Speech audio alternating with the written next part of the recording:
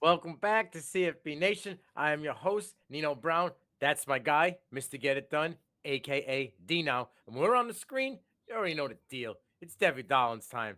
DNow, how we doing tonight, my man? I'm living the dream, man. College football is deep.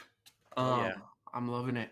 They, Loving it. they they blessed us this week, right? We had some big matchups all across, Yes, all we big, did. conference games, and I think for the most part, it lived up to the hype. A lot of the games, right? A lot of the games. I'll Absolutely.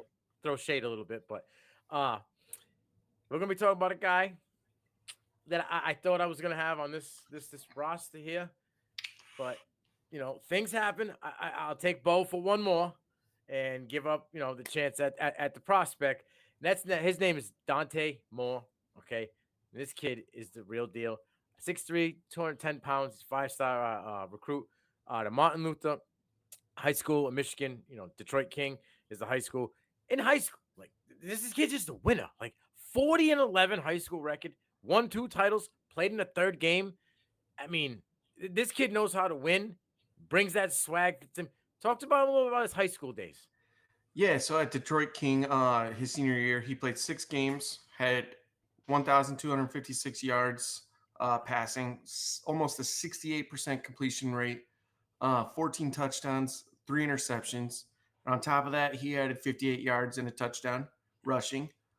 His final game in high school, he threw for 330 yards, 4 touchdowns on 68% completion. Ridiculous. Yeah, And he finished his high school career with 3,000 plus yards passing, 40 touchdowns, 3 interceptions, and get this 73% completion rate. yeah, Just ridiculous. yeah. I mean, the kid is just he's like that prototypical pocket passer that you like, right? He got a little bit. We'll break him down a little bit, but he got a little bit of that juice to him to extend the play. I mean, he just seems as though he was a freshman, right? I believe he was. I'll let you break it down a little bit more about his attributes, but I believe he was a freshman and started all 4 years, right? So like he got better every year. He was an unpolished gem, and he got better. But talk to me a little about his attributes and what he brings to the table. Yeah, so he was a 4 year starter on the varsity team, which if we go back, we look at his stats. He had 3 interceptions his senior year. That's what he finished with. Yeah, That means his freshman, sophomore, junior year didn't throw a single pick. Ridiculous. yeah, Uh, he has good ball placement. He can throw at all 3 levels: short, intermediate, deep.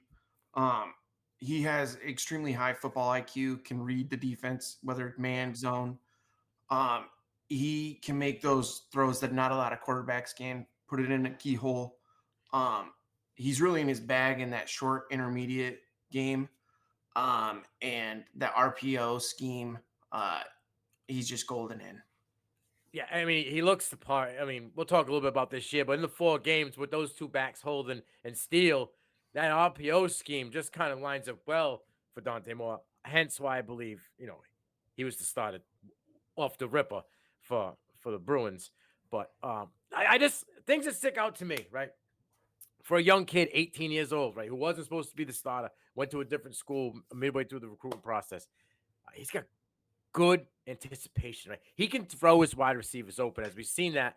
I believe it was against Utah with Michael's. I always mess his name up, Sturvin, whatever his last name is, but the big wide receiver on the outside. He threw that gentleman open. He threw the ball before he even came out of the cut. Right? He's not a dual threat, but he can use his legs to extend pockets. So you can go and look. A lot of his bigger throws, big time throws this year, he's been kind of on the run, right? And it's not. I say he's that pure pocket passer, but I call him Mr. Intangible. It's the things that he can do. Like for an 18-year-old kid to be able to make adjustments at the line, roll out and pull like Jordan Travis moves now, right? Where he's rolling out looking to throw instead of looking to run. At 18, most kids are just trying to tuck it, go and just get the first down. But you can see, that Chip Kelly, who sometimes mismanages QBs, but I think right now he's doing all right, has kind of, sped up the process with him, and Moore's kind of soaking it in. So I do like the cerebralness, like we talked about, the intangibles that he brings, just being able to stay in the pocket, get in there, get out, move quickly, make dump plays. He kind of has a small little Mahomes-ish flair to him sometimes. But I love my man got touched, bro. He can put the biscuit in the basket, drop that thing, 40 yards downfield right in the bucket. And like I said in the beginning, he's just a pure pocket passer to me. He got the vision though. He's not. I'm gonna keep saying it because it blows my mind. He's 18, right? And the Mhm. Bruins look pretty good. Everybody in the Pac-12 looks good this year. Yeah, That's I know. neither here nor there. But he's 18 years old, right? And you can see him going through progressions, and you could see. I mean, the pick he had against Utah, it was gross. Like there are some mistakes that he makes, and like I said to you off camera, in the 4 games, it's like the good, the bad, and kind of like the ugly. This last game was the ugly, but the first 2 games he looked good. The other game where he Mhm. didn't have to be the guy, he was able to just chill and move around, and they ran the ball more. He was able to do that and not force anything. Like he knows to just ride the wave, which I think is shows the progression in his development early. Listen, I talked about a little bit, and he ended up going to UCLA after decommitting from Oregon. So I'll take it. I can't be greedy. Yeah, I can't have Bo and Dante this time. We got Nova said, so I'm cool. But Mhm. I would love to have Dante. But he went there. Now, like I said, it was a battle, right? It was Ethan Gabbers and Colin Sheely who came over as a transfer. And I think me and you were on the page and we thought Sheely was going to be the starter off rip, correct? 100%. Yep. Right? And then I said to you that Gabbers had the most Pac-12 experience, whatever the hell that means. Well, I guess Chip thought that was something he needed to ride with off week 1. And then Dante ended up getting more of the snaps in the end of it. But in 4 games, right, he's 47 of 86, right around 55% completion. For a freshman, it's not bad. He's got 850 yards passing, 8 touchdowns, 2 picks.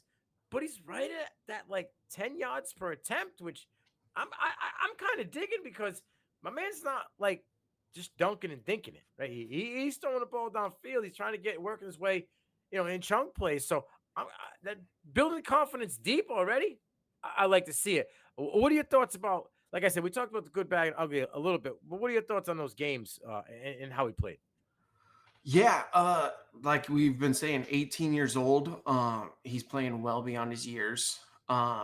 So week 2 against San Diego State, balled out, 17 for 27, 63% completion, almost 300 yards passing, 3 touchdowns. He had a 71.4 PFF grade. Um, I mean that.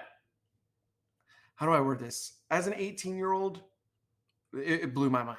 Like I'm going to give a lot of credit to San Diego State here because their defenses, they're tricky. Like not a lot of people realize San Diego draws up a lot of different stunts to confuse Yes, quarterbacks.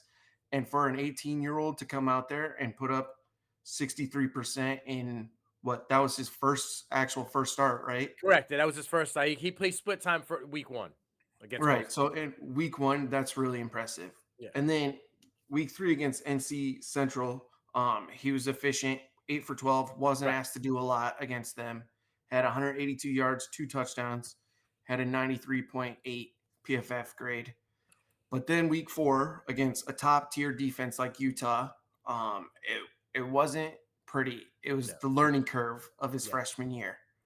He was 15 for 35, 43% completion rate. He did throw over 200 yards. He had 234 yards, a touchdown. He did have that pick. His PFF grade was 55.2. But again, it's Utah's defense. Yeah. They're one of the best defenses in the country, and he is 18 years old. Right. So, Yeah, I mean, you mentioned, and I'm glad that you mentioned San Diego State does throw some exotic looks at you, and they do throw those crazy stunts, and they come off the edge with different guys, show blitz off to the other side. They're good at that, and they have mhm. guys that play that, but it's not Utah. I mean, you don't have No, to. yeah. You got guys like Cole Bishop out there that can play anywhere on the field. And those front seven just bring the heat, and listen, they disguise, bringing the heat and dropping 8 real quick where 18-year-old kids that haven't seen those type of things. I mean, Utah's in the top 10. Okay, they're no Mhm. joke. They're a legitimate team. We spoke a little bit how they're going to get better when they get pieces back, but that defense has been carrying them, keeping them in these games, and it was noted when the pressure was on. Um, Dante kind of wasn't ready, but it was him because there was no run game in this game. In this one, the run game was anemic. I think they both had less than 38 yards, Steele Yeah, and something like Arden. that. Um, I want to say it was the first. I'm gonna go with the first quarter and a half.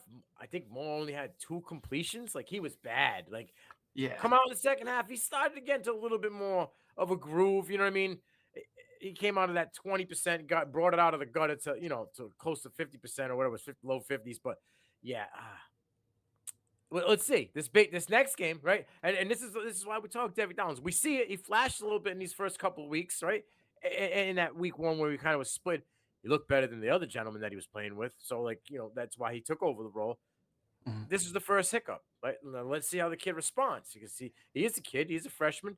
But you know, in this class, I think he's the guy getting the most experience. I think he's the guy, I mean, Childs has got a little bit of garbage time experience out in Oregon State, but Mhm. he's pretty much the guy. And I think he's might be in this conversation in the end. I know Longhorn fans are going to kill me. Don't.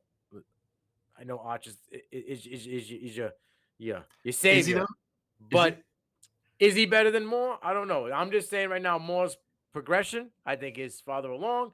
Um, I'm gonna hit you with my prediction. I had a feeling when you read that you might have chuckled a little bit on who I had down on there. So like No, I can see it. I look at it like I'm like seeing a little bit. Your guy was funny because I had like a baby version of it. Like at first I was like, oh, he kind of gives me Tua vibes a little bit, but I don't think he's as mobile as Tua. I think Tua before the concussions was a little bit more mobile, right? Mhm. Wasn't as great. A guy that uses his feet, his mobility, wasn't the tallest, right? But had that small frame, but able to chuck the ball deep downfield. Moore's really good with the deep ball, right? I think he's got 4 or 6 downfield deep. He's had 4 to 6 big time throws already. So this gives me Purdue Boilermaker vibes, Drew Brees a little bit. I think he fits in that pocket. No, listen, Drew became one of them like Yes. legendary names when he went to New Orleans. He had 2 years in San Diego before the did the tilt the world, and then he went to New Orleans, and him and Peyton took off. But coming out of Purdue, he flashed everything. It was like there was games where Drew took off, and he showed that big cannon, 400 plus yards, 4 or 5 touchdowns. I think you could see that on Dante Moore. I think he's flashing a little bit early on. But who you got for a comp? So I actually added one while we were talking. So my comps is kind of a mixture of Dak Prescott and Kirk Okay. Cousins. All right. I put Dak because Dak does have a cannon, Yes. but he also has the ability to extend plays, rotating or booting out of the pocket. Right. And then I put Cousins down there just for intangibles, football IQ. Um, Not primetime Kirk, but Kirk Cousins. And Uh, that's hey, and I'll tell you something. I'm not gonna go off topic here, but that prime time, check that out because he has a lot of wins prime time, but he has more flops. That's the thing. The flops are yes, greater than the W's. But yeah, I could see it. I like both from like the. I think Dak has a little bit more mobility than what we've seen from yes, Dante. I That's can not see to say that. that Dante can't have it going forward. You know what I mean? But he also doesn't need to. He's got the perfect 1-2 punch in that backfield with Harden and Steele. Absolutely. So, but yeah, I like the comps. I think it's good. The characteristics like Cousins' intangibles has kept him in the league for so long, right? Absolutely. And I think his intangibles make him a New York Jet by the end of this year. To be honest with you, that's what I see Yep. happening. But this is why we believe Dante Moore is a Devy Darling. The intangibles, what he brings to the table, the youth and growth, the youth movement right now, and how he's growing at such a young age and commanding an offense and being in control. I'm Nino Brown. It's Mr. Get It Done. DNow. It's the CFB Prime. Devy Darlings. We out. Randall.